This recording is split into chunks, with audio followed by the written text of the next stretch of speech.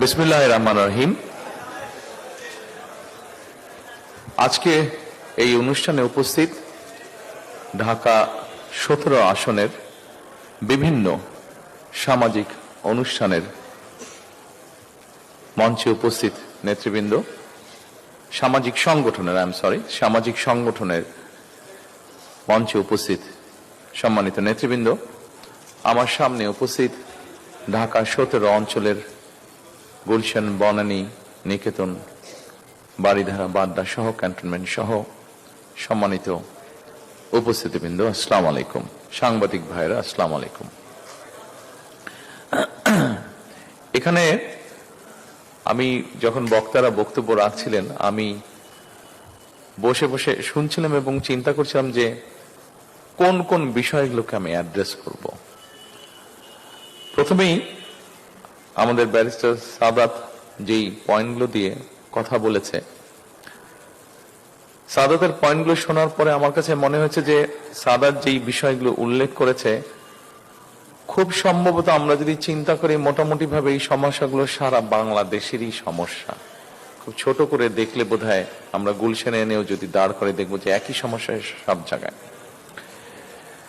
যেমন লেকের কথা বলেছে সাদাত,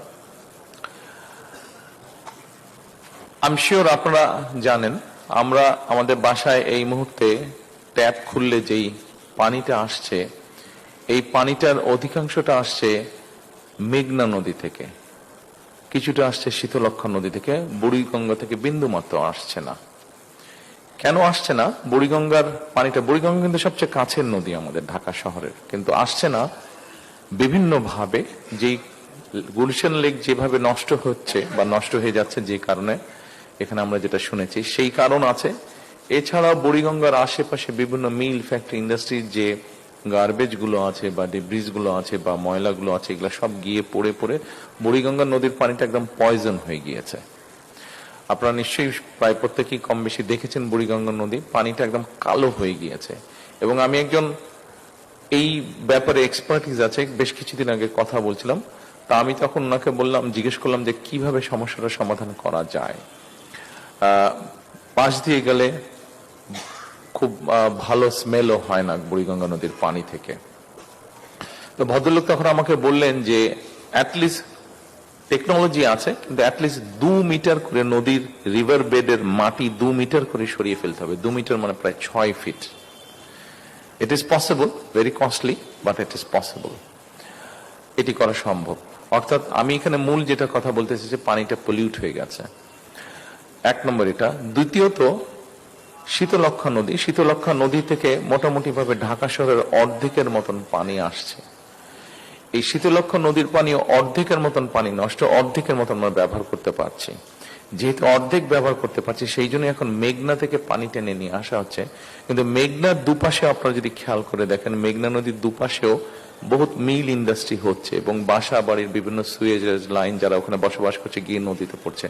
অর্থাৎ আমরা ধরে নিতে পারি হয়তো বা 15 থেকে 20 বছর এর মধ্যে যদি আমরা এই প্রবলেমগুলোকে অ্যাড্রেস না করি, তাহলে 15 থেকে 20 বছর পরে ঢাকা শহরে মানুষ পানি খেতে বোধহয় পারবে না। ব্যবহার তো বাদই দিলাম, পানি খাওয়া মুশকিল হয়ে যাবে। ট্যাপের থেকে নিয়ে পানি খাওয়া, ফুটিয়ে বলেন যে পানি পাওয়া যাবে না হয়তো।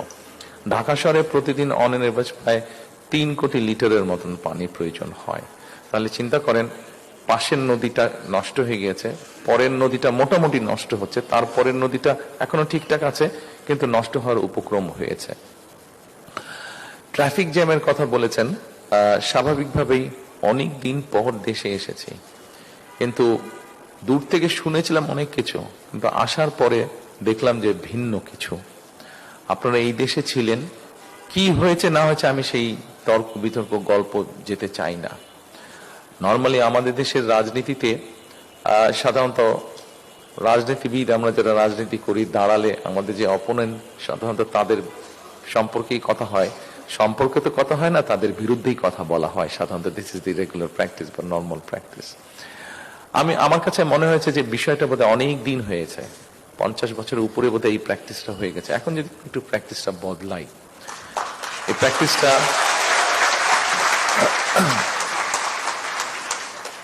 প্র্যাকটিসটা বদলানোর অর্থ এই যে আমি অন্তত পানি বা নদী নিয়ে যে কথা বললাম, আমরা আমার মনে হয় আস্তে আস্তে এই বিষয়গুলোতে যদি নিয়ে আমরা কথা বলি, এই সমস্যার সমাধান আমাদেরকে করতে হবে, পানির সমস্যার সমাধান।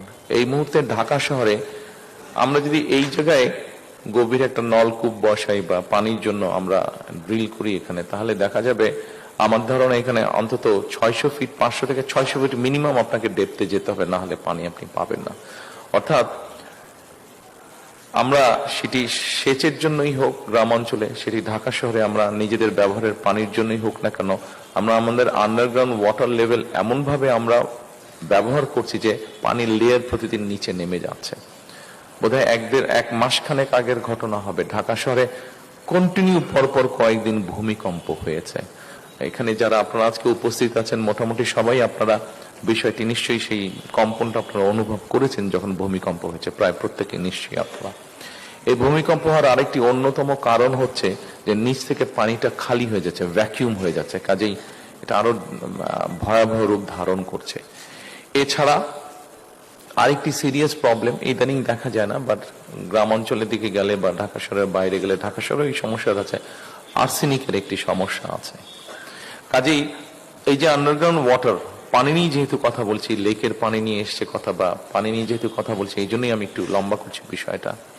অর্থাৎ এই যে আন্ডারগ্রাউন্ড ওয়াটার লেভেল, এটাকে যদি আমরা রিচার্জ করা আজকে থেকেও শুরু করি, অন্তত মিনিমাম নেক্সট 20 বছর লাগবে এটাকে মোটামুটি একটা সিচুয়েশনে আনতে আবার আগের মতো। এখন এটা আমরা কি করে করব? এখানে একজন বক্তা উল্লেখ করেছেন যে আমি যেদিন ঢাকা শহরে ফিরে এসেছি বাংলাদেশে, আমার এই প্রিয় বাংলাদেশে গত 25 তারিখে যখন ফিরে এসেছি, আমরা যেই মিটিংটাতে আমি বক্তব্য রেখেছিলাম, কেউ বলেন 300 ফিট, এটা নামকরণ করা হয়েছে খুব সম্ভবত 36শে জুলাই এভিনিউ হিসেবে নাম করা হয়েছে। সেই জায়গায় যে মঞ্চটিতে আমি বক্তব্য রেখেছিলাম, সেই বক্তব্যে আমি মার্টিন লুথার আজকে থেকে প্রায় 62 বছর আগে বলেছিল তার একটি অনুষ্ঠানে যে আই হ্যাভ এ ড্রিম, সেটারই ইকো করে আমি বলেছিলাম যে আই হ্যাভ এ প্ল্যান। জি, এই কথাটা আমি বলেছিলাম 17 বছর, প্রায় 18 বছরের কাছাকাছি সময় দেশ থেকে বাইরে থাকতে হয়েছে। আমি যেই দেশে ছিলাম, ইউকেতে আমি ছিলাম, আপনারা এখানে যারা উপস্থিত আছেন কম বেশি অনেকেই আপনারা গিয়েছেন ইউকেতে, এবং নিশ্চয়ই যখন আপনারা ইউকেতে গিয়েছেন, দেখেছেন রাস্তা দিয়ে যখন হেঁটেছেন, গাড়ি দিয়ে যখন গিয়েছেন, ট্রেনে করে যখন গিয়েছেন, এয়ারপোর্টে যখন নেমেছেন, আপনার নিজের অজান্তেই আপনার কাছে মনে হয়েছে যে আমাদের দেশটা কেন আমরা এরকম করতে পারি না। এই কথাটা কিন্তু আপনাদের সবার মনে আছে, আপনি কথাটি আপনি মনে করেছেন, অথবা নিজের অজান্তেই আপনার কাছে মনে হয়েছে ইস, বাংলাদেশটা যদি এরকম হতো। আমার মনে হয় আমরা যদি সবাই মিলে চেষ্টা করি, তাহলে কিছুটা হলেও আমরা ডিফারেন্স তৈরি করতে পারবো। একটু আগে যেই কথাটা বলছিলাম, আমাদের নর্মাল রাজনীতির নর্মাল প্র্যাকটিস হচ্ছে একজন পলিটিশিয়ান দাঁড়ালেই অন্য দল কি করলো না করলো সেটা আপনার জনগণ দেখেইছে, সেটা আপনারা দেখেছেন, সারা দেশের জনগণ কম বেশি দেখেছে। সেই জন্য আমি মনে করি একটু যদি চেঞ্জ হওয়া উচিত, একটু যদি চেঞ্জ করতে পারে। অর্থাৎ এই যে এতক্ষণ প্রায় কয়েক মিনিট আপনাদেরকে পানির বিষয় নিয়ে কথা বললাম, আমাদের পলিটিশিয়ানরা আমরা যদি পলিসিগুলো নিয়ে কথা বলি, ঠিক আছে, এই পানির যে সমস্যার কথা বললাম, নিশ্চয়ই আপনার এখন এই সমস্যাগুলো নিশ্চয়ই আপনাদের মনে হতে পারে যে আচ্ছা, তাহলে তারেক রহমান আপনার কাছে কি সমস্যার সমাধান আছে? পানি নিয়ে যখন আপনি এত বড় বড় কথা বলছেন, তো সমাধানটা কি আছে? জি, সম্মানিত উপস্থিতিবৃন্দ, সমাধান একটা আছে। এত বৃহৎ যখন এই সমস্যাটা, এটার সমাধানটাও কিন্তু স্লোলি হবে, হুট করে রাত পোহালেই যে সমাধানটা হয়ে যাবে, নট দ্যাট। আমরা যেটা করতে পারি, যেটা খুব সিম্পল জিনিস, এখানে অনেক মুরব্বী বসে আছেন, পেছনে অনেক মুরব্বী আছেন, আমার বয়সী মাঝ বয়সী যারা আছেন, আমরা জানি, আমাদের ইয়াং যারা আছেন তারা হয়তো ডকুমেন্টারিতে দেখেছেন। আমার বাবা যখন বেঁচে ছিলেন, শহীদ রাষ্ট্রপতি জিয়াউর রহমান, ওনার একটি প্রজেক্ট ছিল যেটার জন্য উনি খুব ফেমাস, সেটা হচ্ছে খাল খনন কর্মসূচি। এন্ড ঢাকা শহরে আমরা যারা বসবাস করি, ঢাকা শহরে যখন যারা আমরা বসবাস করি, তারা হয়তো ব্যাপারটার গুরুত্ব আমরা অতটা বুঝি না, কিন্তু যারা গ্রামে বসবাস করেন, জেলা উপজেলা শহরে বসবাস করেন, তাদের কাছে এই জিনিসটা অত্যন্ত গুরুত্বপূর্ণ। তবে আমার মনে হয় বিগত কয়েক বছরে 10-15 বছরে আমার ধারণা এখন ঢাকা শহরে আমরা যারা বসবাস করি, ঢাকা শহরের যারা অধিবাসী আমরা, তারাও বোধহয় খাল খননের প্রয়োজনীয়তাটা অনুভব করছি আমরা। কারণ ঢাকা শহরে আমরা বিভিন্ন খালগুলো ভরাট হয়ে যাবার ফলে কি সমস্যা হচ্ছে এটা আমরা ঢাকা শহরে প্রায় 3 কোটি মানুষ বাস করছি, প্রত্যেকেই কোনো না কোনো ভাবে এটার পেইনটা আমরা বুঝতে পারছি। কাজেই সম্মানিত উপস্থিতিবৃন্দ, আই হ্যাভ এ প্ল্যানের একটি অংশ হচ্ছে যে আমরা আগামী 12 তারিখে যে নির্বাচন, এই নির্বাচনে ইনশাল্লাহ বাংলাদেশ জাতীয়তাবাদী দল সরকার গঠনে সক্ষম হলে জনগণের ম্যান্ডেট নিয়ে আমরা সমগ্র বাংলাদেশে 20,000-এর মতন কিলোমিটারের মতন খাল আমরা খনন করতে চাই।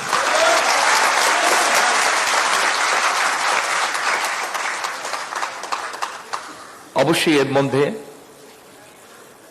এখানে আপনারা যারা আজকে উপস্থিত আছেন, আপনারা এই 17 ভোটার, আপনাদের সামনে আমি দাঁড়িয়েছি, এখানে বক্তারা কম বেশি সবাই বলে গিয়েছেন আমি একটি দলের থেকে এই অঞ্চলের প্রার্থী হয়েছি। আমি আপনাদের ভোটে নির্বাচিত হলে ডেফিনেটলি এখানে যেই খালগুলো আছে সেগুলোর ব্যাপারে আমরা ব্যবস্থা নিব ইনশাআল্লাহ। আর খুব স্বাভাবিকভাবেই যেহেতু এই অঞ্চলে আছি, এই অঞ্চলে যদি মশা বেশি হয়, মশাটা একা আপনাকে কামড়াবে না, আমাকেও কামড়াবে। ডেঙ্গু হওয়ার পসিবিলিটি যদি আপনার থাকে, যেহেতু আমি আপনাদের সাথেই থাকবো, এই এলাকারই আমি অধিবাসী, এখন ডেঙ্গু আমার হওয়ারও পসিবিলিটি আছে। কাজে আমার যদি নিজেকেও রক্ষা করতে হয় তাহলে আপনাকেও আমার রক্ষা করতে হবে, আপনাকে রক্ষা করতে পারলেই আমি রক্ষা হবো। সম্মানিত উপস্থিতিবৃন্দ, আমার মনে হয় আরেকটি সমস্যা বোধহয় আছে।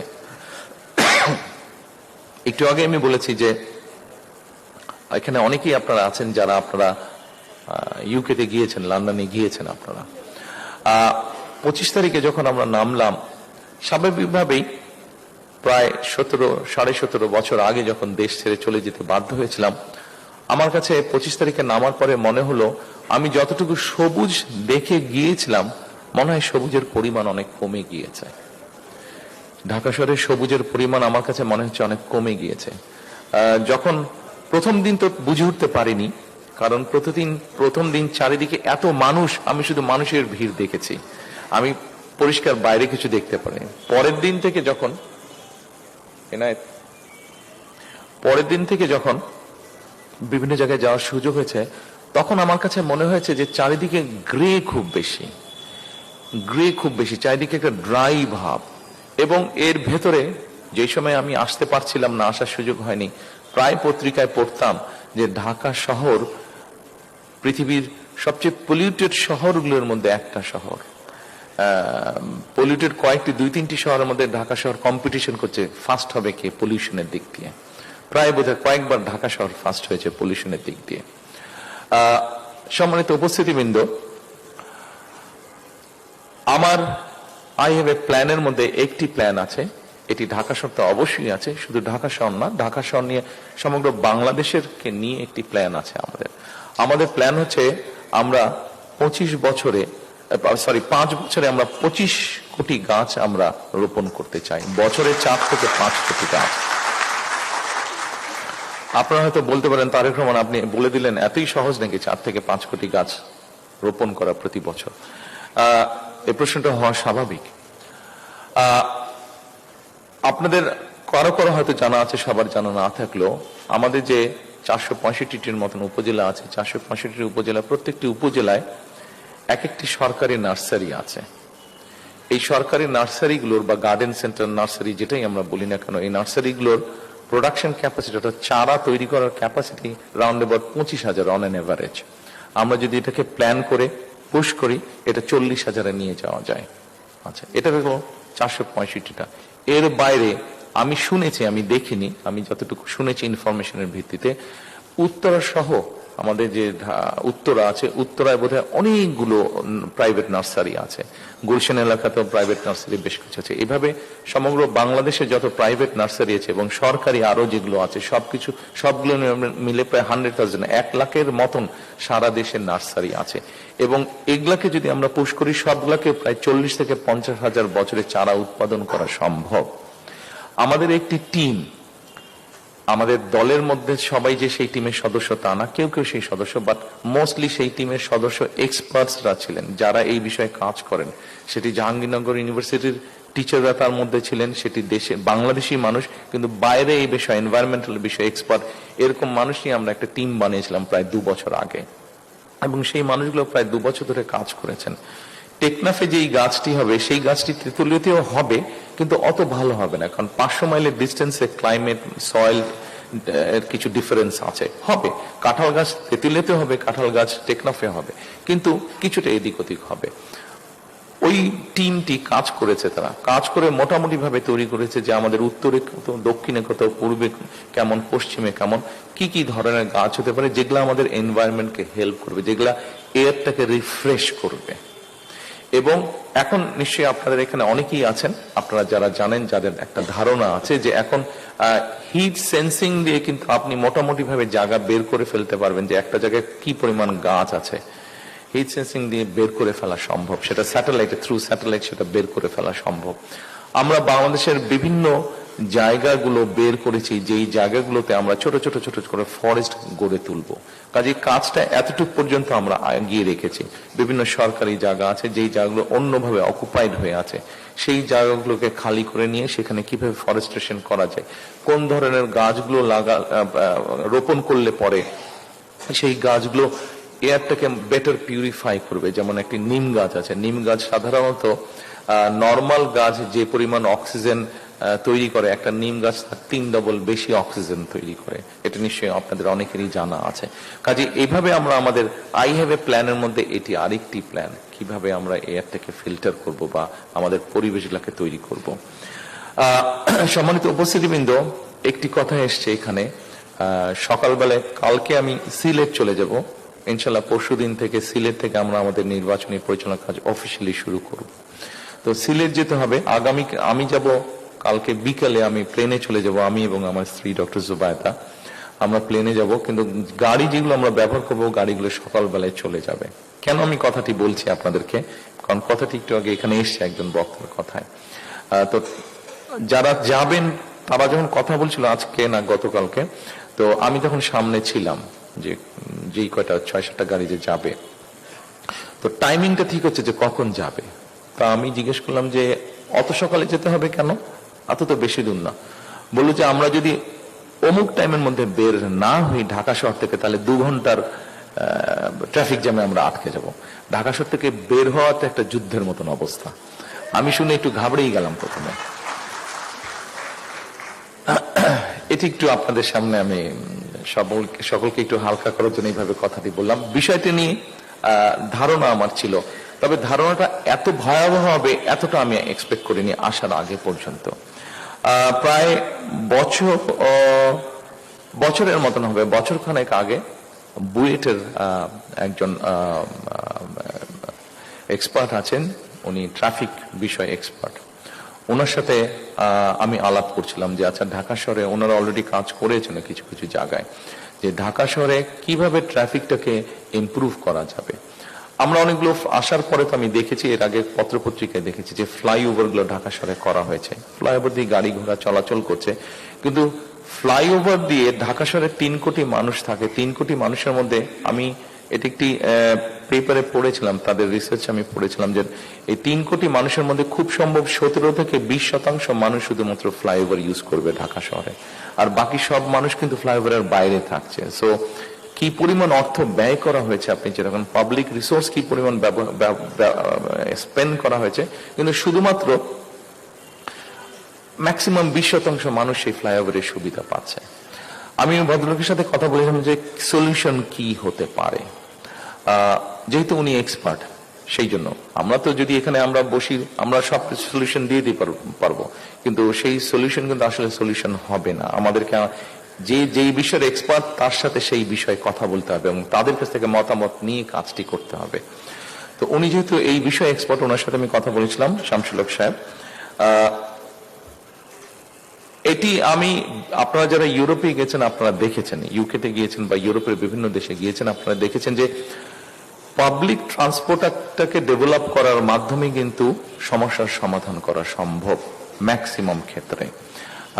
ব্রিটেনে আমি দেখেছি যে সেই দেশের এমপি বলেন, মন্ত্রী বলেন, তারা পাবলিক ট্রান্সপোর্টে কিন্তু ঘোরাফেরা করছে, সেটা বাসে হোক, সেটা ট্রেনে হোক, টিউবে হোক, তারা ঘোরাফেরা করছে।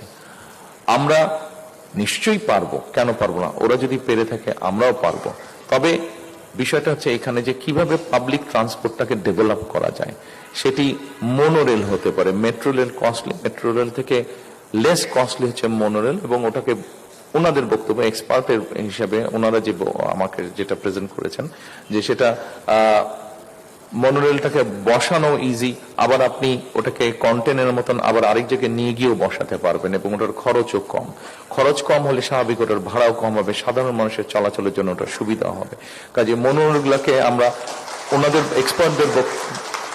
এক্সপার্টদের বক্তব্য অনুযায়ী বনানীর ভিতর দিয়ে যে 11 নম্বর রোড, এটার ভিতর দিয়ে আমরা মনোরেল নিয়ে যেতে পারবো। মনোরেল নিয়ে আমরা মেট্রো রেলের যেখানে করা হয়েছে এটাকে তো আমরা ভেঙে ফেলতে পারবো না, কারণ এখানে অলরেডি জনগণের অর্থ খরচ হয়ে গেছে। কাজে মনোরেলটাকে নিয়ে আমরা কানেক্ট করতে পারবো মেট্রো রেল, যেখান থেকে ও আবার চলে যেতে পারবে বিভিন্ন জায়গায় একটা মানুষ। সো আবার মোহাম্মদপুরের ভেতর দিয়ে আমরা মনোরেল নিয়ে এসে ওখানে যে কানেক্টিভিটি আছে মেট্রো রেলের, সেখানে আমরা কানেক্ট করতে পারবো। সো এইভাবে করে আমরা ট্রাফিকটাকে কমাতে পারবো। কারণ যতই আমরা শহরকে এক্সপ্যান্ড করি না কেন, শহর আমরা এক্সপ্যান্ড যত করব ট্রাফিক ততই বাড়তে থাকবে, গাড়ি ঘোড়া ততই বাড়তে থাকবে। কিন্তু আমরা যদি পাবলিক ট্রান্সপোর্টটাকে যদি আমরা অন্তত এরকম একটা স্টেজে আনতে পারি যেখানে এখানে যারা মঞ্চে বসে আছেন অথবা আমার সামনে যারা বসে আছেন, আমরা যদি কমফোর্ট ফিল করি যে হ্যাঁ পাবলিক ট্রান্সপোর্টে আমরা চলাচল করতে পারবো, সেক্ষেত্রে কিন্তু ট্রাফিক কনজেশন অনেক ক্ষেত্রেই কমে আসবে। পৃথিবীর অন্য দেশেও আমরা এটা দেখছি যে আমাদের সামনে যেহেতু ওরকম আছে, উদাহরণ হচ্ছে, কাজে আমাদের দেশে আমরা নিশ্চয়ই করতে পারবো সেটা। এটা এটা এটা গেল ট্রাফিক জ্যামের কথা, যে ট্রাফিক জ্যামটি কথা বললেন। প্রিয় সম্মানিত উপস্থিতিবৃন্দ, আই হ্যাভ এ প্ল্যানের মধ্যে আমি কয়েকটি আপনাদের সাথে আলাপ করলাম। আমাদের এখানে আপনারা যারা আজকে উপস্থিত আছেন, আপনাদের মধ্যে ব্যবসায়ী আছেন, আপনাদের মধ্যে নিশ্চয়ই লয়ার আছেন, আপনাদের মধ্যে নিশ্চয়ই ফিজিশিয়ান আছেন, আপনাদের মধ্যে বিভিন্ন প্রফেশনের মানুষ আছেন, টিচার আছেন। আমরা যদি একটা জিনিস খেয়াল করে দেখি, এবং এখানে এই মুহূর্তে যদি আমরা খেয়াল করে দেখি বাংলাদেশের পপুলেশনের ডায়নামিকটা যদি আমরা খেয়াল করে দেখি, তাহলে আমরা দেখব যে আমাদের প্রায় 40 মিলিয়ন, মানে 4-4.5 কোটির মতন হচ্ছে ইয়াং মানুষ। আমাদের ইয়াং মানুষ, আমাদের সমাজে অনেকগুলো সমস্যা আস্তে আস্তে তৈরি হচ্ছে, সেটা ড্রাগ রিলেটেড হোক, বিভিন্ন রকম সমস্যা তৈরি হচ্ছে, এবং স্বাভাবিকভাবে এই সমস্যাগুলোর ভিতরে আমাদের ইয়াং জেনারেশন যারা মেম্বার তারা এটার মধ্যে ইনভলভ হয়ে যাচ্ছে। এখন কথা হচ্ছে যে কেন তারা হচ্ছে, কি কারণ তারা হচ্ছে? অনেকগুলো কারণ থাকতে পারে, আমরা হয়তো সব কারণ আলোচনা করলে মেইন বেসিক কয়েকটি কারণ যদি আমরা আলোচনা করি। ইয়াং জেনারেশনের মেম্বার যারা এরকম ভাবে ডিরেলড হয়ে যাচ্ছে বা বিভিন্ন কিছুতে ইনভলভ হয়ে যাচ্ছে, একটি কারণ হচ্ছে যে স্বাভাবিক বয়স যখন কম থাকে, ইয়াং থাকে, তার যে এনার্জিটা থাকে, তার যেই শারীরিক এবং মানসিক যে এনার্জিটা থাকে, এটা তো কোথাও তাকে বার্ন করতে হবে। আপনি যখন তাকে সেই স্কোপটা না দিবেন, তখন তো সেটা সে স্বাভাবিকভাবে এমন কোন এক জায়গায় সে বার্ন করবে যেটা তার জন্য বা সমাজের জন্য বা পরিবারের জন্য ভালো না। আমরা আমাদের এডুকেশন, আমরা ইনশাল্লাহ গভর্নমেন্ট ফর্ম করতে সক্ষম হলে আমাদের এডুকেশন, স্পোর্টস, কালচার এবং সায়েন্স, এই কয়েকটাকে নিয়ে আমরা একটা কম্বাইন্ড একটা কাজ করতে চাইছি। অর্থাৎ যেটা করতে চাইছি সেটা হচ্ছে যে আমরা স্পোর্টসটাকে প্রফেশনালিজমের মধ্যে নিয়ে আসতে চাইছি। আমাদের যেমন ডাক্তার তৈরি হবে, আমাদের ছেলেমেয়েদের থেকে যেরকম ডাক্তার তৈরি হবে, আমাদের ছেলেমেয়েদের থেকে ইঞ্জিনিয়ার তৈরি হবে, আর্কিটেক্ট তৈরি হবে, লয়ার্স তৈরি হবে, ঠিক আমাদের ছেলেমেয়েদের মধ্যে থেকে প্রফেশনাল ফুটবলার হতে পারে, প্রফেশনাল ক্রিকেটার হতে পারে, প্রফেশনাল বাস্কেটবল প্লেয়ার হতে পারে। কেন হতে পারবে না? অন্য দেশের বাচ্চারা হতে পারলে কেন আমাদের দেশের বাচ্চারা হতে পারবে না? আমাদের দেশের বাচ্চাদের মধ্যে ভালো আর্টিস্ট তৈরি হতে পারে। আমরা যেটা করতে চাইছি, এডুকেশন সিস্টেমটাকে আমরা একটু রিঅর্গানাইজ করতে চাইছি। কেমন সেটা সংক্ষেপে আপনাদের সামনে আমি তুলে ধরি। সেটা হচ্ছে যে মূল যে এডুকেশনটা আমাদের থাকবে, সেই এডুকেশনটার মধ্যে আমরা স্কুলে গেলে সেটা প্রাইমারি থেকে শুরু করে একদম সেকেন্ডারি ক্লাস 12 পর্যন্ত, আমরা ক্লাস 1 থেকে 12 পর্যন্ত যদি মোটামুটি একটা ধারণা নেই আমরা যে স্কুলগুলোতে কি কি সাবজেক্ট থাকে, বাংলা থাকে, ইংরেজি থাকে, ভূগোল থাকে, অঙ্ক থাকে, বিজ্ঞান থাকে, পলিটিক্যাল সায়েন্স থাকে, বা ক্লাস ভেদে বিভিন্নভাবে আস্তে আস্তে সাবজেক্ট বাড়তে থাকে বা কমতে থাকে। আমরা যেটা চিন্তা ভাবনা করছি যে আমরা বাচ্চাদেরকে, বাংলা তো আছে, বাংলার পাশে আমরা ইংরেজি ল্যাঙ্গুয়েজটার উপর একটু জোর দিতে চাচ্ছি। আমরা ইংলিশ ল্যাঙ্গুয়েজের উপর একটু জোর দিতে যাচ্ছি, যাতে আমাদের বাচ্চাদের ইংলিশ ল্যাঙ্গুয়েজ, এখন শুধু সাধারণত যেসব ফ্যামিলির বাচ্চারা প্রাইভেট স্কুলে যাচ্ছে হয়তো তাদের ইংলিশটা মোটামুটি ভাবে ভালো আছে, কিন্তু আমরা চাচ্ছি ওভারঅল আমাদের পাবলিক স্কুল যেগুলো আছে সেগুলোতে আমাদের বাচ্চারা যাতে ইংরেজি ভালো বলতে পারে। এবং সেকেন্ডারি লেভেলে যাবার পরে আমরা একটা থার্ড ল্যাঙ্গুয়েজ ইন্ট্রোডিউস করতে চাচ্ছি, বাংলা, ইংরেজি এবং থার্ড একটা ল্যাঙ্গুয়েজ ইন্ট্রোডিউস করতে চাচ্ছি। এখন আপনি বলতে পারেন যে হ্যাঁ বাচ্চাদের উপরে প্রেশার বেশি হয়ে যাচ্ছে, না বাচ্চাদের উপরে প্রেশার হবে না, আমরা অন্য সাবজেক্টগুলোকে একটু অ্যাডজাস্ট করার চেষ্টা করছি। যেমন ধরেন ভূগোল যদি থাকে, জিওগ্রাফি এই সাবজেক্টটা যদি থাকে, এটাতে যদি 100 মার্ক থাকে, আমরা 100টাকে 70 করে নিয়ে আসতে চাচ্ছি 17-এ, ওই পরীক্ষাটা 70-এর মধ্যে হবে, 30 মার্কটা নিয়ে আসবো আমরা। ধরেন আমরা যদি গভর্নমেন্ট থেকে যদি সিলেবাস এরকম করা হয় যে ওখানে ফ্রেঞ্চ থাকবে, ওখানে জার্মান থাকবে, ওখানে ম্যান্ডারিন থাকবে, ওখানে আরবিক থাকবে, ওখানে জাপানিজ ল্যাঙ্গুয়েজ থাকবে, এরকম 5-6টা যদি ল্যাঙ্গুয়েজ থাকে, বাচ্চা তার নিজের মতন চুজ করে নেবে কোন ল্যাঙ্গুয়েজটা সে পড়বে, কিন্তু ওই ল্যাঙ্গুয়েজটা তাকে পাস করতে হবে। ওই সাবজেক্টটা কম্পালসারি হবে, ম্যান্ডেটরি হবে সাবজেক্টটা, কাজে ওখানে ওকে পাস করতে হবে। সো ও একটা এক্সট্রা ল্যাঙ্গুয়েজ শিখলো। তারপরে আমরা যেটা করতে যাচ্ছি, যে গেল জিওগ্রাফি, হিস্ট্রি থেকে যদি হিস্ট্রি থাকে বা অন্য সাবজেক্ট থেকে, ওখান থেকে আমরা 30 মার্ক হয়তো বের করে নিয়ে আসতে চাই বা 40 মার্ক বের করে নিয়ে আসতে চাই। নিয়ে এসে যেটা আমরা করতে চাই যে আমরা স্পোর্টসে নিয়ে যেতে চাই। প্রত্যেকটা বাচ্চাই কোনো না কোনো একটা খেলা পছন্দ করে। সাধারণত আমাদের দেশের মানুষের যে ফিজিক্যাল স্ট্রেংথ সবকিছু বিবেচনা করে আমরা কতগুলো স্পোর্টসকে আমরা ডিসাইড করেছি যে এই স্পোর্টসগুলা।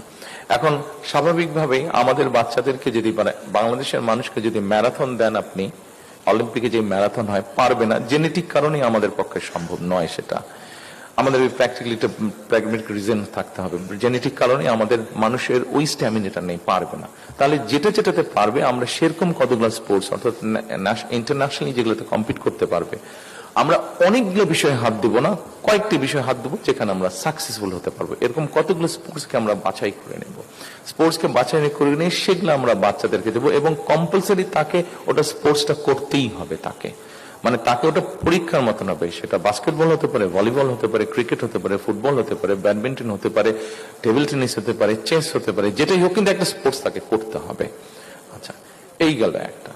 এরপরে আমরা চাচ্ছি যে আমাদের বাচ্চাদেরকে আমরা আর্ট এবং কালচারে, দেখুন যে কোনো মানুষ শুধু যে একটা সার্টিফিকেটের জন্য পড়ালেখা করলো, খুব ভালো মার্ক পেলো, কিন্তু তার মধ্যে যদি আর্ট না থাকে, কালচার না থাকে, তাহলে আমি মনে করি যে পরিপূর্ণ মানুষ হচ্ছে না। কেন একটা মানুষের ভিতরে আর্ট এবং কালচার থাকতে হবে, ওই নলেজটা থাকতে হবে।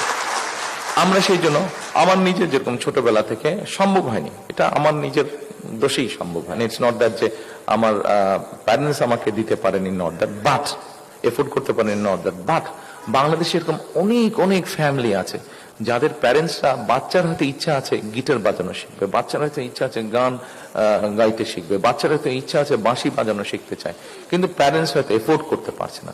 আমরা এই ব্যবস্থাটা গভর্নমেন্ট বা স্টেট থেকে আমরা করতে চাই। আমরা এরকম কতগুলো মিউজিক থাকবে, আর্ট থাকবে, ছবি আঁকার ব্যবস্থা থাকবে, অর্থাৎ তাকে কোনো একটা করতে হবে, এবং এটাও হয়তো আরেকটা সাবজেক্ট থেকে মার্ক নিয়ে এসে এখানে আমরা দেবো। টোটাল মার্ক হয়তো 1000-এর মধ্যেই হবে, কিন্তু সাবজেক্ট ওয়াইজ থাকবে। অর্থাৎ আপনি দেখেন, এই বাচ্চাটা যখন ক্লাস 10 বা 12 পার হবে, তারপরে ক্লাস 10 বা 12 পার হবে, সে যদি বাংলাটা তো জানেই, তার নিজের ল্যাঙ্গুয়েজ, মাদার টাং সে জানবেই, ইংলিশটাও যদি জানে সে ভালো, এবং সাথে যদি একটা, সেটা জাপানিজ ল্যাঙ্গুয়েজ হোক, সেটা জার্মান ল্যাঙ্গুয়েজ হোক, এক থার্ড ল্যাঙ্গুয়েজ যদি জানে, সে যদি আপনার ভালো একটা মিউজিক্যাল ইকুইপমেন্ট, সেটা গিটার হোক, পিয়ানো হোক, সেটা ফ্লুইট হোক, যে কোনো একটা ইকুইপমেন্ট যদি বাজাতে পারে, সে যদি আপনার একটা স্পোর্টসে যদি ভালো হয়ে থাকে, এই কোয়ালিটিগুলো যদি থাকে, তাহলে সে শহরের বাচ্চাই হোক, সে গ্রামের বাচ্চাই হোক, সে যে কোনো লেভেলের বাচ্চা হোক না, সে যখন বাইরে যাবে বা দেশের ভিতরে কোনো জায়গায় যাবে, কোনো একটা জবের জন্য যাবে, নিশ্চয়ই তার কোয়ালিটিটা অনেক বেটার হবে, যে কোনো কম্পিটিশনে সে টিকবে, যার এতগুলো কোয়ালিটি আছে। এটা আমার সেন্স বলে, আমার মনে হয় আপনারা খুব একটা ডিসএগ্রি কেউ করবেন না। আমরা এইভাবে এডুকেশন সিস্টেমটাকে তৈরি করতে চাইছি, এইভাবে সময় লাগবে, কিন্তু ইনশাল্লাহ আমরা করব। আপনারা সহযোগিতা করলে ডেফিনেটলি পারবো। এখন আমি যদি আপনাদের কাছে একটি মতামত চাই, আপনাদের কাছে, যে এতক্ষণ পর্যন্ত আমি আমার আই হ্যাভ এ প্ল্যানের যেই অংশগুলো আমি আপনাদের সাথে শেয়ার করলাম, আপনারা কি মনে করেন this can make a difference? আমরা যদি এগুলো ইমপ্লিমেন্ট করতে পারি, this will make an difference. আপনারা কি মনে করেন এটা? Thank you so much. আপনারা যদি মনে করেন তাহলে আমাদের সুযোগ আসলে আমরা তখন উৎসাহ ভরে কাজগুলো করতে পারবো। এরপরে আরেকটি বড় সমস্যা, নিউ জেনারেশন নিয়ে যে বলছিলাম, আরেকটি বড় সমস্যা এর মধ্যে একটু অ্যাড করিনি। এর মধ্যে একটা বিষয় আছে, এই বিষয়টা যে শুধু বাংলাদেশে না আছে তা নয়, এটা আমি বাইরেও দেখেছি আছে, বাট এই বিষয়টা খুব জরুরি। আমরা এই মুহূর্তে যেই দেশগুলোকে খুব আমাদের সামনে এক্সাম্পল হিসেবে নিয়ে আসি, বেশ কয়েকটি দেশ, আমরা কোরিয়াকে আনি, আমরা তাইওয়ানকে আনি, আমরা ভিয়েতনামকে নিয়ে আসি বিভিন্নভাবে, যে ওরা গত 15 বছরে, গত 20 বছরে ওরা অনেক ডেভেলপ করেছে। খুব ইজিলি যখন আমরা বলি, আমরা এই দেশগুলোর কথা বলি যে বিভিন্নভাবে তারা খুব ফাস্ট র্যাপিড তারা ডেভেলপ করে গেছে। তারা ডেভেলপ করার একটি কারণ হচ্ছে, অনেকগুলো কারণের মধ্যে একটি কারণ হচ্ছে যে তারা তাদের মানুষদেরকে ভোকেশনাল এবং টেকনোলজিক্যাল ইনস্টিটিউশনগুলোকে তারা সুন্দরভাবে গড়ে তুলেছে। ভোকেশনাল ইনস্টিটিউটগুলো তাদের দেশে যেটা আছে এবং টেকনোলজিক্যাল ইনস্টিটিউশন যেগুলো আছে সেখানে, এবং তারা তাদের মানুষদেরকে, তাদের ইয়াং জেনারেশনকে তারা উৎসাহিত করেছে, উৎসাহ দিয়েছে তারা যে যেন এইগুলোতে বাচ্চারা যায়। গতকালকে যেরকম আমার সাথে সুইডিশ অ্যাম্বাসেডর, সুইজারল্যান্ডের অ্যাম্বাসেডারের কথা হচ্ছিল, সে বলছিল যে আমরা তোমাদেরকে, যখন আমি এগুলো শেয়ার করছিলাম, বলে যে আমরা তোমাদেরকে এগুলাতে হেল্প করবো। তার আগে চাইনিজ অ্যাম্বাসেডারের সাথে কথা ছিল, সে বলছিল এটা খুব ভালো তোমাদের চিন্তা ভাবনা, যদি তোমরা এই পলিসি নাও আমরা তোমাদেরকে হেল্প করবো, কারণ আমরা এইভাবে অ্যাডভান্স করেছি, আমরা এইভাবে আমাদের যেটা চিন্তা আছে, আমাদের যেটা চিন্তা আছে, যেমন অলরেডি ব্রিটিশ হাইকমিশনের সাথে এর মধ্যে কয়েকবার আমার কথা আছে, ব্রিটিশ হাইকমিশন যখন এই যে এডুকেশনের যে বিষয়গুলো বললাম, এটাতে অলরেডি তারা অসম্ভব ইন্টারেস্ট শো করেছে। যে ল্যাঙ্গুয়েজ কোর্স, জার্মান অ্যাম্বাসেডর বলেছে যে আমরা তোমাদেরকে শেখাবো, ফ্রেঞ্চরা বলেছে যে আমরা তোমাদেরকে হেল্প করবো যদি তোমার ফ্রেঞ্চ ল্যাঙ্গুয়েজ ইন্ট্রোডিউস করতে চাও। আমি সে ফাইন, ভেরি গুড। কাজে অলরেডি সহযোগিতার হাত আমরা পেয়েছি।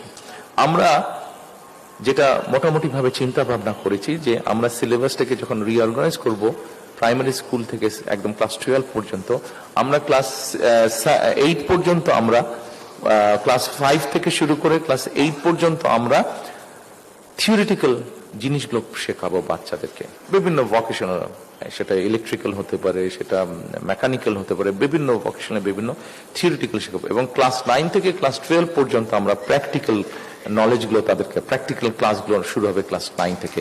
এইভাবে জিনিসটা আমরা আস্তে আস্তে গড়ে তুলেছি। অর্থাৎ একটা বাচ্চা যখন 8 জন্মে মিউজিক পারবে, 3টা language, second and third language তার যখন থাকবে একটা, সাথে যদি তার ভোকেশনাল একটা ট্রেনিং থাকে, থিওরিটিক্যাল অ্যান্ড প্র্যাকটিক্যাল, আমার তো মনে হয় সেই বাচ্চাটাকে পৃথিবীর কোনো দেশে কেউ আটকে রাখতে পারবে। এবার আমরা আসি ভোকেশনাল কথা, আপনারা বলেছি ভোকেশনাল, এটা তো স্কুলে হচ্ছে, এর বাইরে আমাদের হিউজ ইয়াং জেনারেশন আছে। আমাদের প্রায় অ্যাবাউট 1 মিলিয়ন, 10 লাখের মতন মানুষ প্রতি বছর বিদেশে যাচ্ছে। এর মধ্যে প্রায় 700,000, প্রায় 7 লাখের মতন মানুষ, 6.5 থেকে 7 লাখের মতন মানুষ যারা যাচ্ছে বাইরে, এরা হচ্ছে প্রায় 7 লাখের মতনই আপনি বলতে পারেন মানুষ যাচ্ছে, এরা আনস্কিল্ড হিসেবে যাচ্ছে। ফলে এরা যে যাচ্ছে, এরা বেচারারা পরিশ্রম করছে, এই মানুষগুলো পরিশ্রম করছে, পরিশ্রম করে ডলার দেশে পাঠাচ্ছে, কিন্তু ভ্যালু অ্যাড হচ্ছে না, ভ্যালু অ্যাড হচ্ছে না। আমরা যদি একটু রিজনাল হিসেবে দেখি, দেখবেন যে মিডল ইস্টেই বেশি যাচ্ছে, এবং মিডল ইস্টে কোন এলাকার অধিকাংশ মানুষ যাচ্ছে, বাংলাদেশের কোন রিজনের মানুষ যাচ্ছে, চিটাগং বেল্টের মানুষ। আপনি যদি মক্কা যান, মদিনা যান, সাউদি আরবের বিভিন্ন জায়গায় যান, মিলিসে দেখবেন যে ম্যাক্সিমাম মানুষ চট্টগ্রাম, নোয়াখালী, কুমিল্লা এই অঞ্চলের মানুষ বেশি যাচ্ছে। আপনি যদি ইটালিতে যান, ইটালিতে আপনি দেখবেন যে অধিকাংশ বাংলাদেশের সাথে দেখালে, 10 জনের সাথে দেখালে দেখবেন 7 জন মানুষ কোন অঞ্চলের বলেন তো? ইয়াস, ফরিদপুর, ফরিদপুর, শরীয়তপুর, এই অঞ্চলের মানুষ বেশি যাচ্ছে। আমরা যেটা আমাদের প্রাইমারি চিন্তা ভাবনার মধ্যে আছে, আমরা অলরেডি গভর্নমেন্টের একটা ডিপার্টমেন্ট আছে, এই ডিপার্টমেন্টটা আপনার কাজ করে এই ধরনের কাজ করে, মানে বিদেশে পাঠানো। কিন্তু ওই ডিপার্টমেন্টের একজনের সাথে আমি প্রায় কয়েক মাস আগে আলাপ করেছিলাম, তাদেরকে সেভাবে গভর্নমেন্ট থেকে এনকারেজ করা হয়নি, তাদের বিভিন্ন জিনিস আটকে আছে। যেমন আমাকে উদাহরণস্বরূপ বলছিল যে বেশ কিছুদিন আগে সাউথ কোরিয়া থেকে একটা টিম এসেছিল, সেই টিমটা এসে তারা খোঁজ করছে, তারা ওয়েল্ডার চাচ্ছে, ওয়েল্ডার মানে ঝালাই করবে একটার সাথে একটা ঝালাই। আপনাদের মনে হতে পারে ব্যাপারটা তো খুব ইজি, কিন্তু তারা খুঁজে পায় নাই। এটা আপনার কাছে মনে হতে পারে যে তাহলে হয়তো সবারই মনে প্রশ্ন আসবে, এটা নিশ্চয়ই তারা ঠিকভাবে খোঁজে নেয়। নাহলে আমাদের রাস্তাঘাটে চলতেই দেখি কত ওয়েল্ডার, দোকানপাটে দেখছি যে এই যে ওয়েল্ডিং করছে, গাড়ির জিনিসপত্র ওয়েল্ডিং করছে। না, তারা খুঁজছিল আন্ডার ওয়াটার ওয়েল্ডার। পানির নিচে ওরা জাহাজ তৈরি করে, পানির নিচে ওয়েল্ডিং করবার কাজ, এবং একজনও খুঁজে পায় নাই। আপনাদের সকলকে আমি বলি, তাদের স্যালারি কত ছিল জানেন? $3,000 US ডলার, 3,000 তারা যদি পেত। পরে তারা বলেছে যে ভাই আমরা নিজেরাই তৈরি করে নেব, তোমরা আমাদেরকে লোক দাও। তো এখন যেই ডিপার্টমেন্টেরটার কথা বলেছিলাম, আমি বললাম যে ভাই তোমরা কি আমাদেরকে একটা হেল্প করতে পারবা? বলে স্যার বলেন কি হেল্প। আমি বললাম যে আমাদের নর্মালি যে মানুষগুলো যে যাচ্ছে, এই মানুষগুলো যারা যেখানে যাচ্ছে আগামী 5 থেকে 10 বছর পৃথিবীর কোন কোন দেশে কি কি ধরনের চাকরি বাকরির চাহিদা আছে, আমাদেরকে কি এরকম কোন একটা স্ট্যাটিস্টিক্স তৈরি করা, রিসার্চ তৈরি করা সম্ভব? তারা আমাকে বললো যে ইয়েস স্যার, পসিবল, এটা পসিবল। আমরা ওই কাজটি মোটামুটি চেষ্টা করছি করার জন্য, এবং এক্ষেত্রে আমরা আমাদের এমবাসি লাগবো, তাদের ব্যবহার করবো, এবং তাদেরকে আমাদের যেটা পরিকল্পনা আছে তাদেরকে আমরা টার্গেট দিয়ে দিব যে তোমার এখানে আগামী সে ধরেন মিডল ইস্টে, সৌদি আরবে ওরা এক্সপ্যান্ড করছে, অনেক ইনফ্রাস্ট্রাকচার তৈরি করছে, তাদের বিভিন্ন রকম ইঞ্জিনিয়ার লাগবে, ওয়েল্ডার লাগবে, বিভিন্ন রকম প্লাম্বার লাগবে, কি ধরনের কেমন লাগবে সেটি তারা তৈরি করছে। যেমন ধরেন আমরা জাপানের কথা যদি তুলনা করি, এই মুহূর্তে আমরা যদি জাপানের পপুলেশন ডায়নামিক দেখি তাহলে তাদের কি ধরনের পপুলেশন। আমাদের এখানে যখন ইয়াং পপুলেশনের সংখ্যা বেশি, almost half of the population বলা যায়, অ্যাটলিস্ট হাফের কাছাকাছি মোটামুটি। জাপানে কিন্তু আপনারা নিশ্চয়ই অনেকেরই ধারণা আছে, জাপানে ঠিক অপোজিট, কিন্তু ওখানে এল্ডারলি মানুষের সংখ্যা বেশি, ইয়াং পপুলেশন সংখ্যা কম। এখন এই কারণে দুটো সমস্যার মধ্যে জাপান পড়ে গিয়েছে। কি সমস্যায় পড়ে গেছে? এক, তাদের ফার্মিং ল্যান্ডগুলোতে তারা প্রপার লোক পাচ্ছে না ফার্মিং এর কাজ করার জন্য। দুই, যেহেতু এল্ডারলি মানুষের সংখ্যা ওখানে বেশি, সেই জন্য তাদের কেয়ারার প্রয়োজন। নেপাল থেকে চলে যাচ্ছে মানুষ জাপানে কেয়ারের কাজ নিয়ে, ইন্দোনেশিয়া থেকে চলে যাচ্ছে, বাংলাদেশ থেকে যেতে পারছে না, কারণ প্রপার ট্রেনিং এর ব্যবস্থা নেই, অ্যান্ড প্রপার ল্যাঙ্গুয়েজ, তাদের একটা গ্রেড 4 একটা এরকম কিছু আছে যে ল্যাঙ্গুয়েজে পার হতে হয়, জাপানিজ ল্যাঙ্গুয়েজে, সেইটা নেই বাংলাদেশে। আমরা প্রাইমারি ডিসকাশন তাদের সাথে করেছি, তারা বলেছে ভাই ওখানে একটা অর্গানাইজেশন, তারা নিজেরাই সবকিছু করবে, শুধু আমাদেরকে কিছু ইনফ্রাস্ট্রাকচার সাপোর্ট বা কিছু সাপোর্ট তাদেরকে দিতে হবে, তাহলেই আমরা এখান থেকে ট্রেনিং দিয়ে আমরা আমাদের দেশের মানুষগুলোকে, আমাদের দেশের ছেলে মেয়েদেরকে আমরা পাঠাতে পারবো। তার মানে চিন্তা করেন কি পরিমাণ জব ক্রিয়েশন হবে। একটু আগে আমি বলেছিলাম যে ভ্যালু অ্যাডের কথা, সেই ভ্যালু অ্যাড করতে পারবো আমরা। একটু আগে যে বলছিলাম যে কোন এলাকায় কোন দেশের, কোন বাংলাদেশের কোন জোনে, কোন এরিয়াতে কোন এলাকার মানুষ বেশি যায়, বা আপনারা বলেছেন যে ইটালিতে শরীয়তপুর বা ফরিদপুর এই অঞ্চলের মানুষ আছে। আমাদের চিন্তা ভাবনার মধ্যে যেটা আছে যে ফরিদপুর এরিয়াতে যেই ভোকেশনাল ইনস্টিটিউশন গুলো আমরা করব, ঠিক সিমিলার প্রবলেম কিন্তু আপনার একই প্রবলেম, পপুলেশনের একই প্রবলেম ইটালিতেও আছে। সেই জন্য ওইখানকার যে ভোকেশনাল ইনস্টিটিউট হবে এবং ল্যাঙ্গুয়েজ ইনস্টিটিউট হবে, সেখানে আমরা ইটালির ল্যাঙ্গুয়েজের উপরে জোর দিব, এবং ওখানে যেই টাইপের কাজগুলো হয় সেখানে আমরা ভোকেশনগুলো ওইভাবে ডিজাইন করার চেষ্টা করব যে ওখানে যাতে ওই কাজের উপযুক্ত ট্রেনিং গুলো হয়। ঠিক একইভাবে সৌদি আরবে থেকে চিটাগং, নোয়াখালী এই দিকের মানুষ বেশি যাচ্ছে সৌদি আরবে। সৌদি আরবে যেই টাইপের কাজের মানুষ যাচ্ছে, কাজের জন্য মানুষ যাচ্ছে, আমরা ওখানকার ভোকেশনাল ইনস্টিটিউটগুলোকে ওইভাবে আমরা গড়ে তুলতে চাই, প্ল্যানিং করছি, এবং ওখানে আমরা অ্যারাবিক কোর্সটাকে উপরে এমফেসাইজ দিব, যে যেহেতু ওখানকার বেশিরভাগ মানুষ মিডল ইস্টে যাচ্ছে, এইভাবে করে আমরা পুরো জিনিসগুলোকে ডিজাইন করতে চাচ্ছি। এরপরে আসেন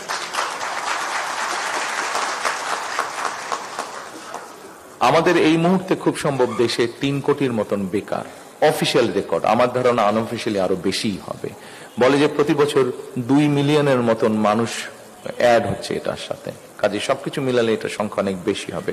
এখন আমরা যতই গার্মেন্টস ফ্যাক্টরি করি, যতই এক্সপোর্টের ফ্যাক্টরি করি, এত মানুষকে তো আমরা এইভাবে করে জব দিতে পারবো না, এবং সেই কারণেই কিন্তু এতক্ষণ যেই কথাগুলো বললাম যে সকলকে যে আমরা দেশের ভিতরেই সুবিধা দিতে পারবো তা না, দেশের বাইরেও আমরা সুবিধা দেওয়া, দেশের বাইরেও যাতে যেতে পারে সেই ব্যবস্থাটাও আমরা গড়ে তুলতে চাইছি। সেই জন্যই এতক্ষণ আপনাদের সামনে আমি তুলে ধরলাম আই হ্যাভ এ প্ল্যানের একটি অংশ আপনাদের সামনে তুলে ধরলাম।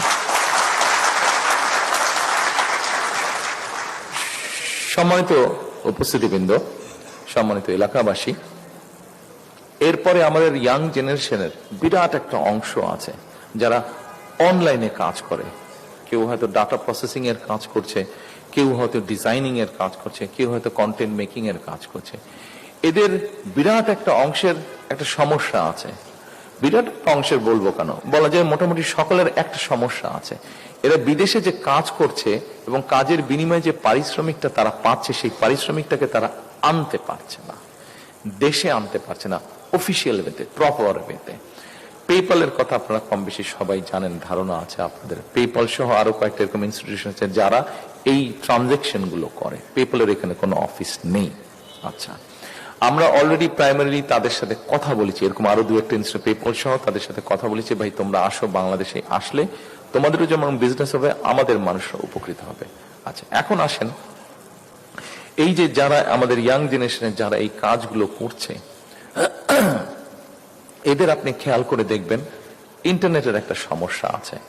আমরা যেটা মোটামুটি ভাবে চিন্তা করেছি যে ইম্পর্টেন্ট যেগুলা জায়গা আছে, যেমন সে 11 নম্বরের উপরে যদি ইম্পর্টেন্ট মানে ভালো মানে মোটামুটি চলে, ইয়াং ছেলেমেয়েরা যেখানে যায় বসে কাজ করে, সেটা লেখাপড়া হোক, তার জবের কাজই হোক, এরকম জায়গাগুলোতে পাবলিক প্লেসগুলোতে আমরা ফ্রি ওয়াইফাই এর একটা ব্যবস্থা করতে চাইছি। আমরা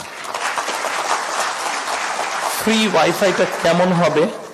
ফ্রি মানে পুরোপুরি ফ্রি না, কিন্তু একটু ভিতরে একটা ছোটখাটো রহস্য আছে, ওটা এক্সপ্লেন করছি আপনাদের সামনে। যেমন ধরেন, ফ্রি অবশ্যই আপনি পাবেন, ফ্রিটা আপনার হয়তো 1 বা 1.5 ঘন্টার জন্য ফ্রি থাকবে। আপনি যখন লগ ইন করবেন, কতগুলো প্রসিজার আছে, প্রসিজারগুলো মেনটেন করতেই হবে। লগ ইন আপনি করলেন, লগ ইন হওয়ার পরে হয়তো আপনাকে 1 মিনিট বা 1.5 মিনিটের একটা অ্যাড আপনাকে দেখতে হবে। আপনাকে অ্যাডটা দেখতে হবে, অ্যাডটা শেষ হয়ে যাওয়ার পরে আপনি কানেক্ট হয়ে যাবেন। আপনি 1 ঘন্টা বা 1.5 ঘন্টা আপনি ফ্রি তখন কাজ করতে পারবেন। সেটা আবার 1-1.5 ঘন্টা পরে আবার ওটা ডিসকানেক্ট হবে, আপনাকে আবার লগ ইন করতে হবে, আপনাকে আবার 1 মিনিট বা 1.5 মিনিটের একটা অ্যাড আপনাকে দেখতে হবে। আমরা এইভাবে জিনিসটাকে সেট আপ করতে চাচ্ছি এবং আস্তে আস্তে এটার এক্সপ্যান্ড। আমার ধারণা এই সাপোর্টটা যদি আমরা তৈরি করতে পারি, এই ইনফ্রাস্ট্রাকচার এবং সাপোর্টটা যদি তৈরি করতে পারি, আমাদের ইয়াং জেনারেশনের বহু ছেলে মেয়েকে আমরা হেল্প করতে পারবো। এখন আসুন, একটু আগে যে বললাম তারা যারা কাজ করছে, যেমন ধরেন কন্টেন্ট মেকার যারা কাজ করছে, এই কন্টেন্ট মেকারদের কাজ করতে গিয়ে পেমেন্টের একটা সমস্যা হচ্ছেই তাদের, অথবা তাদের কোনো ওয়ার্ক স্পেস তেমন নাই। যারা ডিজাইনিং এর কাজ করছে তাদের হয়তো ওয়ার্ক স্পেস ঠিকভাবে নাই। যারা ডাটা প্রসেসিং এর কাজ করছে তাদের হয়তো ওয়ার্ক স্পেস নাই। আমরা দেখেছি কয়েক বছর আগে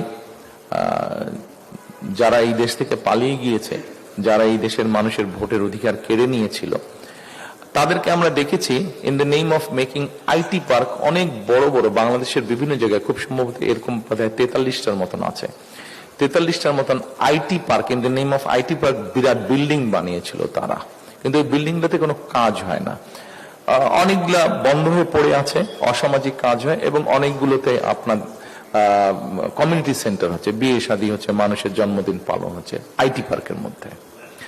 আমরা যেটা পরিকল্পনা গ্রহণ করেছি, এটা ফরচুনেটলি হোক বা যে কারণে কোইন্সিডেন্টলি হোক, এই most of the IT park এগুলো আবার দেশের বিভিন্ন ইউনিভার্সিটি বা ইউনিভার্সিটি ক্যাম্পাস যেগুলো আছে সেগুলোর কাছাকাছি জায়গায় হয়েছে, খুব বেশি সেগুলা থেকে দূরে না। এবং আমাদের এই ইয়াং জেনারেশনরা সাধারণত ওই এলাকার মধ্যে মোস্টলি থাকে যারা এসব কাজ করে। আমরা ঠিক করেছি এই আইটি পার্কগুলোকে আমরা অ্যাক্টিভেট করব। এখানে প্রথমত আমরা ফ্রি ওয়াইফাই পুরাটাতে ব্যবস্থা করব।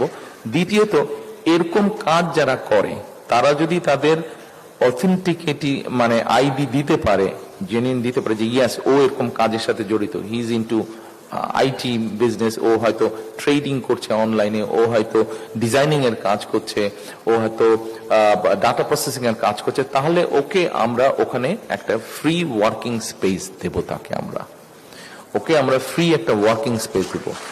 স্বাভাবিকভাবে এই মুহূর্তে হয়তো বেচারা তার মেসের কর্নারে বসে বিছানার উপরে বসে কষ্ট করে কাজ করছে, অথবা কোনো আত্মীয় স্বজনের বাসায় থাকে, অথবা 2-3 ভাই বোন একটা রুম শেয়ার করে থাকছে, সেখানে এই কর্নারে বিছানার উপরে বসে কষ্ট করে কাজ করছে, অথবা চেয়ারের উপরে বসে কোন রকম ভাবে কাজ করছে। কিন্তু ওই ছেলেটা বা ওই মেয়েটা যদি একটা ওয়ার্কিং স্পেস পায়, তখন দেখা যাবে যে সেই 2-3 জন বন্ধু নিয়ে হয়তো 6 মাস পর একটা কোম্পানি ফর্ম করলো, জব ক্রিয়েশন হচ্ছে। আমরা যদি পেপ্যালের ব্যাপারটা সলভ করে ফেলতে পারি তাহলে দেখা যাবে যে তার ইনকামটা বেড়ে গেল, ফরেন কারেন্সিটা আমাদের বাড়ছে।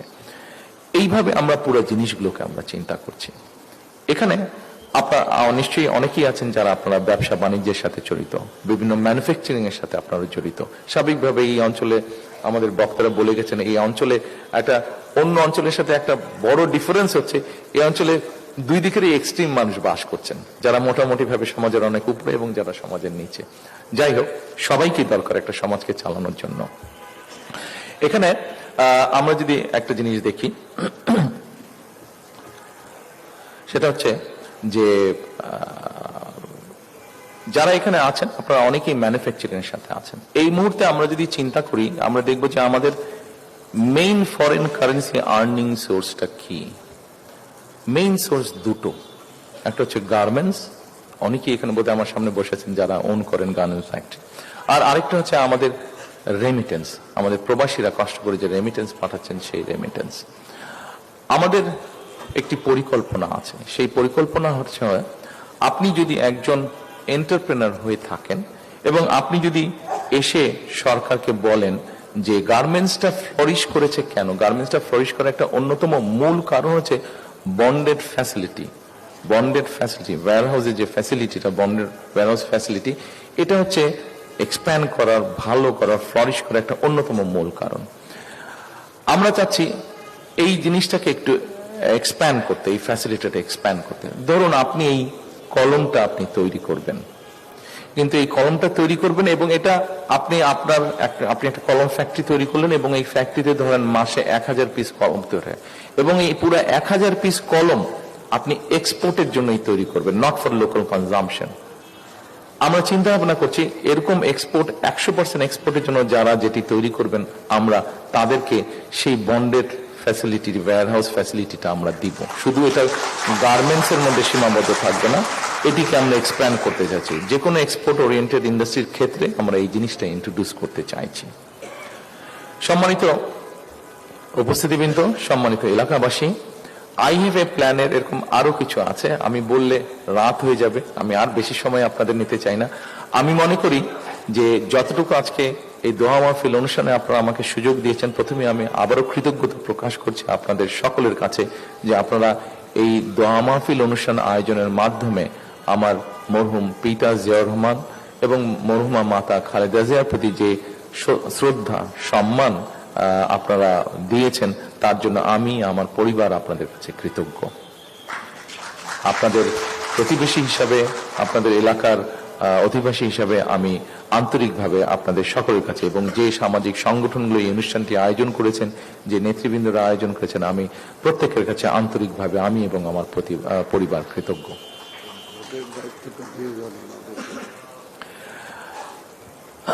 সম্মানিত উপস্থিতিবৃন্দ, আমি স্বাভাবিকভাবে আমি বাংলাদেশে একজন পলিটিক্যাল অ্যাক্টিভিস্ট হিসাবে পরিচিত। আমার একটা তো পড়ে আছে যে কোন তারেক জিয়া খালেদা জিয়ার ছেলে বা জিয়া রহমানের ছেলে, বাট আমার মূল পরিচয় যে আমি politician and there is election after few weeks.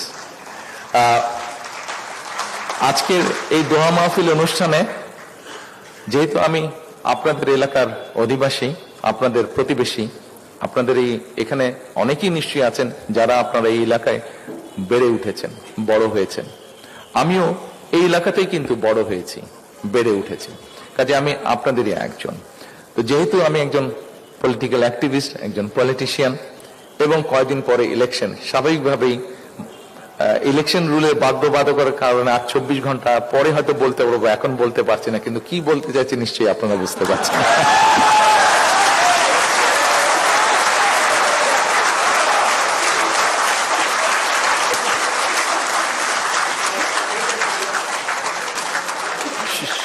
সম্মানিত উপস্থিতিবৃন্দ, আমি আপনাদের সকলের সহযোগিতা কামনা করছি। আপনারা যদি আবারও যেই কথাটি কিছুক্ষণ আগে বলেছিলাম, আই হ্যাভ এ প্ল্যানের যে অংশগুলো আপনাদের সাথে আমি শেয়ার করেছি, আপনারা যদি মনে করেন যে এই কাজগুলো করলে আমরা কিছুটা হলেও ডিফারেন্স তৈরি করতে পারবো। আপনাদের কাছে মনে হয়েছে যে আই হ্যাভ এ প্ল্যানের যেই পরিকল্পনাগুলো আপনাদের সামনে তুলে ধরেছি সেগুলা আপনার সন্তান, আপনার পরিবার, আপনার প্রতিবেশী, আপনার দেশের মানুষ, সামগ্রিকভাবে আমাদের সকলের জন্য কিছুটা হলেও বেটার হবে। আপনি বুক ভরে শ্বাস নিতে পারবেন, আপনি নিশ্চিন্তে পানি পান করতে পারবেন, আপনি নিশ্চিন্তে রোডে হয়তো ট্রাফিক জ্যাম হবেই কিন্তু কম হবে, এরকম পরিস্থিতি তৈরি হবে। আপনি পত্রিকা খুললেই বেকার সমস্যার সমাধানের কমে আসছে এরকম কিছু নিউজ পড়তে পারবেন। আপনি হেলথের ব্যাপারে আপনি কিছুটা হলেও নিশ্চিত হতে পারবেন যে ঠিক আছে, there is a health facility. এই কাজগুলো যদি হেলথ ফ্যাসিলিটি যদিও আমি আলাপ করার সুযোগ পাইনি, কারণ টাইম অনেক গড়িয়ে যাচ্ছে, সবারই তো কাজ আছে, আপনাদেরকে এতক্ষণ আমি আটকে রাখতে চাচ্ছি না। তো এই কাজগুলো যদি মনে করেন যে করলে ভালো হবে, তাহলে আমি আপনাদের সহযোগিতা চাচ্ছি।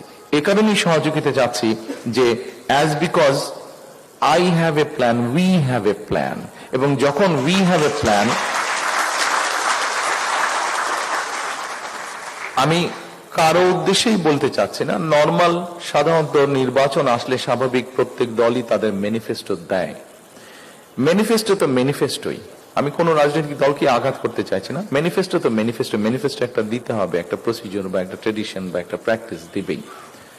কিন্তু আমার ধারণা তথ্য প্রমাণ দিয়ে এখন পর্যন্ত কেউ হাজির করতে পারবে না যে আমার দল বিএনপি ছাড়া আর কোন রাজনৈতিক দল এই মুহূর্তে বাংলাদেশের মানুষের সামনে তাদের পানি সমস্যা, তাদের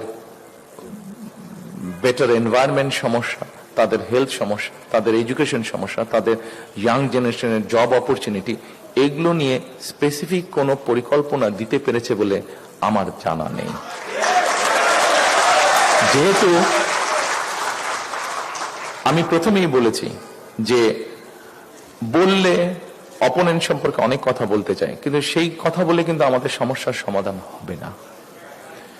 পলিটিশিয়ান হিসেবে আমি যদি বলতে চাই, আমি অনেক বলতে পারবো পলিটিক্যাল অপোনেন্ট সম্পর্কে, কিন্তু সেটাতে না আপনার কোনো ফায়দা হবে দিন শেষে, না আমার কোনো ফায়দা হবে দিন শেষে।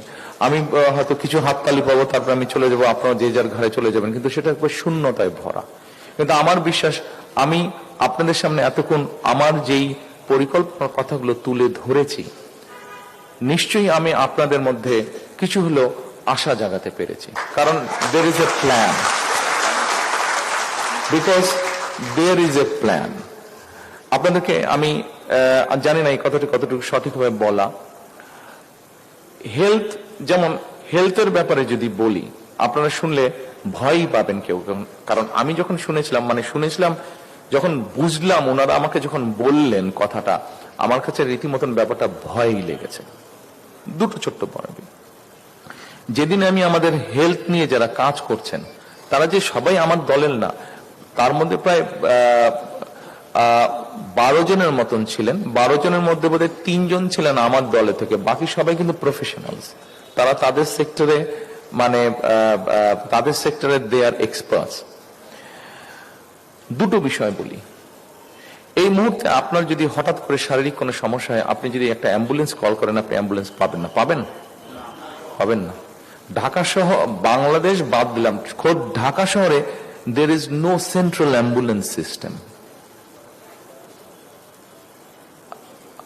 চিন্তা করতে পারেন, আমি বলার আগ পর্যন্ত কেউ চিন্তা করেছিলেন ব্যাপারটা? বিএনপি কিন্তু ব্যাপারটা চিন্তা করেছে। আমি শিওর আপনারা এভাবে চিন্তা করেননি ব্যাপারটা, বিএনপি চিন্তা করেছে। এই মুহূর্তে বাংলাদেশ বাদ দেন, খোদ ঢাকা শহর রাজধানী, এখানে কোনো সেন্ট্রাল অ্যাম্বুলেন্স সিস্টেম নাই। জেলা উপজেলা সব জায়গায় বাদই দিলাম আমরা। আরেকটা ভয়াবহ কথা আপনাদের বলি, শুধু হেলথ ইস্যু নিয়ে। এখানে একজন বক্তা বলে গিয়েছেন, উনিও কার্ডিয়াক পেশেন্ট, আমার স্ত্রী একজন কার্ডিওলজিস্ট, উনি বলে গেছেন যে ওনার কিছু টিপস দরকার। অসুবিধা নাই, আপনার কম্পাউন্ডারও ভালো ডাক্তার হয়ে যেত, আমার স্ত্রী যেহেতু ডাক্তার, আমিও কিছু জিনিস শিখে ফেলেছি, আমি আপনাকে টিপস দিব। আরেকটি কথা বলি, এখানে নিশ্চয়ই ফিজিশিয়ানস আছেন, আমার ধারণা ডাক্তার নিশ্চয়ই কেউ ডাক্তার উপস্থিত। জি, সামনে একজন বসে আছেন। ঢাকা শহরে, বাংলাদেশ বাদ দিলাম, ঢাকা শহরে যতগুলো হাসপাতাল আছে এই হাসপাতালের রোগীরা যারা যাচ্ছেন, ধরেন তাদের যেই ব্যান্ডেজ ব্যবহার করা হচ্ছে, যেই সিরিঞ্জ ব্যবহার করা হচ্ছে, অর্থাৎ মেডিকেল ওয়েস্ট যেটাকে বলে, এই ওয়েস্টটা ডিসপোজ করার মতন কোন প্রপার ব্যবস্থা আজ পর্যন্ত গড়ে ওঠেনি বাংলাদেশে। এবং এর ভয়াবহ কি বিষয়টি জানেন? ভয়াবহ রূপটি হচ্ছে এখান থেকে জীবাণু ছড়াচ্ছে এবং এই জীবাণুটা বাতাসে মিশছে। আমি এবং আপনি, আমরা সকলে সেই বাতাসটা শ্বাসের মাধ্যমে, শ্বাস প্রশ্বাসের মাধ্যমে গ্রহণ করছি এবং গ্রহণ করার ফলে ধীরে ধীরে যেটা হচ্ছে আমরা বুঝতে পারছি না, আমাদের ইমিউন ক্যাপাসিটি শরীরে যেটা আছে সেটা আস্তে আস্তে ধ্বংস হয়ে যাচ্ছে, সেটা সম্পূর্ণরূপে ধ্বংস হয়ে যাচ্ছে। অর্থাৎ একটা সময় যদি এটা চলতে থাকে, একটা সময় বাংলাদেশের কোনো মানুষের শরীরে কোনো অ্যান্টিবায়োটিক কাজ করবে না। আমার ডাক্তার, আমি ঠিকই বলেছি বোধহয় না? খুব বেশি ভুল বলিনি বোধহয়। আমার ওয়াইফের কাছে একটু সার্টিফিকেট নিয়ে নিলাম। কাজ করবে না। ব্যাপারটা আপনি চিন্তা করে দেখুন, ব্যাপারটা কত ভয়াবহ পরিস্থিতির দিকে আমরা আস্তে আস্তে এগোচ্ছি। আমরা আরেকটি কথা বলে আমি শেষ করব। আমরা এই সমস্যার মধ্যে পত্রিকায় নিউজ পড়েছি এবং আপনারা তো ভুক্তভোগী ছিলেন। 17 বছর আমাকে ভুগতে হয়নি, বাট আপনারা ভুক্তভোগী ছিলেন এই 17 বছর। সেটা হচ্ছে বিদ্যুৎ সমস্যা। আমি মেডিকেল ওয়েস্টের কথা আপনাদেরকে বলেছি একটু আগে, মেডিকেল গার্বেজ বা ওয়েস্টের কথা বলেছি, কি ডেঞ্জারাস অবস্থার মধ্যে আছে। আমরা ঢাকা শহরে যদি বের হই, বাংলাদেশ বাদ দিলাম, ঢাকা শহরে যদি বের হই, আপনি চারিদিকে যদি তাকান, প্রতিদিন ঢাকা শহরে 7,000 টন ময়লা আবর্জনা তৈরি হচ্ছে। 7,000 টন। আমি জানি আপনাদের কাছে সংখ্যাটা আগে জানা ছিল কিনা। 7,000 টন প্রতিদিন ময়লা তৈরি হচ্ছে। 7,000 টন। এই ময়লাটাকে তো সরাতে হবে, পরিষ্কার করতে হবে, কারণ এই ময়লা থেকে যা স্প্রেড হচ্ছে, মেডিকেল ওয়েস্ট থেকে যেরকম জীবাণু ছড়াচ্ছে, এই ময়লা থেকে, এই 7,000 টন ময়লা থেকেও ছড়াচ্ছে। এবং এই 7,000 টনের কোথায় পড়ে আছে, কিভাবে পড়েছে, আমরা কিন্তু এখান থেকে বেরোলেই দেখতে পাচ্ছি সবাই। 7,000 টন ময়লা। আমরা যেটা চিন্তা করেছি, এই 7,000 টন ময়লাটাকে আমরা এনার্জিতে রূপান্তর করব এবং রিসাইকেলে নিয়ে যাব। আমরা দেখেছি কিভাবে বিদ্যুৎ দেওয়ার নাম করে কিভাবে কুইক রেন্টাল হয়েছে এবং কুইক রেন্টালের ইতিহাস কি, কে কিভাবে এখান থেকে কি করেছে, পাবলিক মানি কিভাবে স্পেন্ড হয়েছে, আমরা সেই বিতর্কে গেলাম না। আমরা যেটা পরিকল্পনা করছি যে ঢাকা শহর যেরকম ক্লিন করতে হবে, এখন এই ময়লাটাকে নিয়ে তো কোথাও ফেলতে হবে, আবার তো ওই জায়গাটা ময়লা হবে, অথবা একটা ব্যবস্থা করতে হবে। এখানে এখন দুটো জিনিস আছে। একটা হচ্ছে রিসাইকেল, যেটা রিসাইকেল করা যাবে না, নর্মালি যেটা ফুড ওয়েস্ট বা এই ধরনের পচনশীল যেটা, এই ধরনেরটাকে দিয়ে, এবং ইদানিং নতুন যেটা পাওয়ার স্টেশন কিছুগুলো হয়েছে যেগুলো এই ধরনের ওয়েস্ট দিয়ে পাওয়ার তৈরি করে, কিছু কিছু কাঁচ টাচ এগুলো দিয়েও তারা করতে পারে। অর্থাৎ যেগুলো রিসাইকেলে যাবে এবং যেগুলো রিসাইকেলে যাবে না, যেগুলো দিয়ে পাওয়ার তৈরি করা সম্ভব, আমরা এই রিসাইকেল পাওয়ার বা এই ওয়েস্ট দিয়ে আমরা পাওয়ার তৈরি করতে চাচ্ছি। সো দ্যাট শহরটাকে যেরকম পরিষ্কার করা যাবে একদিক দিয়ে, আর এই দিক দিয়ে পাওয়ার তৈরি করার জন্য এই মুহূর্তে ফার্নেস অয়েল বা গ্যাস যেটা ব্যবহার করছি, ফার্নেস অয়েলটা আমাদেরকে ইম্পোর্ট করে নিয়ে আসতে হচ্ছে, ফলে আমাদের ডলার খরচ হচ্ছে। কিন্তু এই ময়লাটা যারা কিনে নিয়ে পাওয়ার তৈরি করবে, তারা তো টাকা দিয়ে কিনবে, অন্তত ডলারটাকে আমরা সেভ করতে পারবো। এইভাবে করে আমরা পাওয়ার জেনারেট করার চিন্তা ভাবনা করছি। সময় তো বুঝতে, আমি বক্তব্য শেষ করে দেব। আপনাদের সকলকে, বিশেষ করে আয়োজক বৃন্দ যারা আছেন, বিভিন্ন সামাজিক সংগঠন যারা আজকের এই দোয়া মাহফিল অনুষ্ঠান করেছেন, আবারও আপনাদেরকে আন্তরিক ধন্যবাদ জানাচ্ছি। এই দোয়া মাহফিল অনুষ্ঠানের জন্য, দোয়া করার জন্য আমি মুফতি সাহেবকে আন্তরিক ধন্যবাদ জানাবো। উনি খুব সুন্দরভাবে, খুব মন দিয়ে, মর্মস্পর্শীভাবে উনি দোয়া করেছেন, তার জন্য ওনাকে আন্তরিকভাবে ধন্যবাদ জানাবো। এবং আপনাদের কাছে আমি ধন্যবাদ জানাবো যে আমাকে এত সময় দিয়েছেন আইওয়ে প্ল্যানের কিছু বিষয় আপনাদের সাথে শেয়ার করার জন্য। শেষে আবারও এক কথা, ওই ঢেকি স্বর্গে গেলেও ধান ভাঙে। আমি একজন প্রার্থী হিসেবে আপনাদের কাছে কি চাই সেটা আর বললাম না, সেটা আপনার সবাই সকলকে ধন্যবাদ জানিয়ে আমার বক্তব্য শেষ করছি। আল্লাহ হাফেজ।